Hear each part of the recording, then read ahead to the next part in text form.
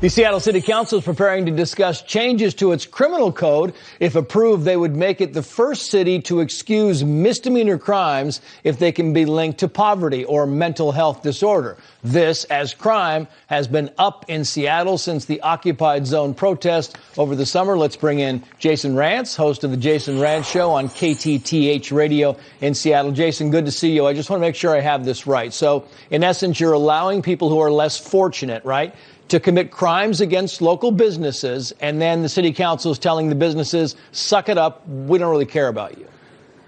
Yeah, pretty much. They're basically saying you now have a legal excuse if you are trying to go after a basic need, which simply means you're excusing yourself, saying there were no legal alternatives for you to have. But it's been so lopsided in this conversation. Even the Seattle City Attorney's Office is saying, can we at least not have the individual who is homeless or dealing with some sort of mental illness have to at least acknowledge on the record they believe they had no legal alternative?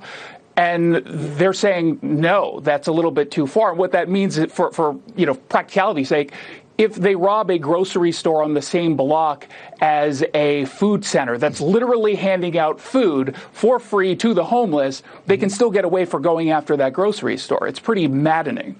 Yeah, and that's the whole thing, is the definition of what's a crime and what's not is so wide that one of the city council staff members pointed this out, quoting here, if somebody stole a bunch of cell phones and intended to resell them to pay their rent, it would apply to that defense. I mean, Jason, what's next? Can you walk into a bank and rob it? As long as you're only robbing it for your rent money, then you're good to go?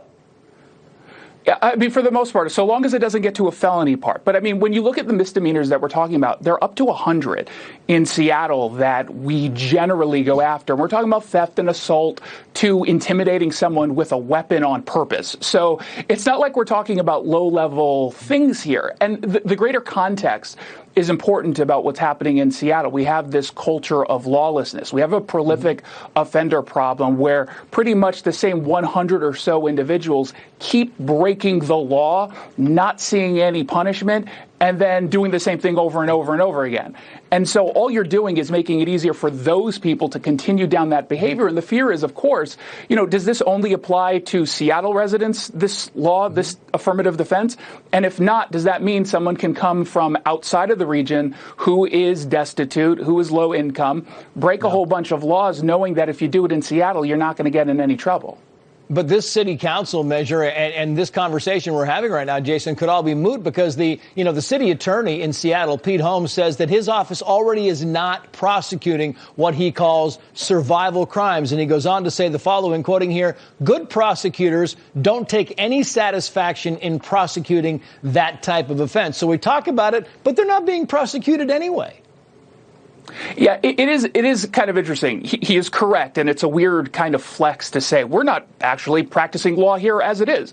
But the problem here is this codifies a policy into law, which means let's say we actually get to replace Pete Holmes with someone who takes this issue seriously.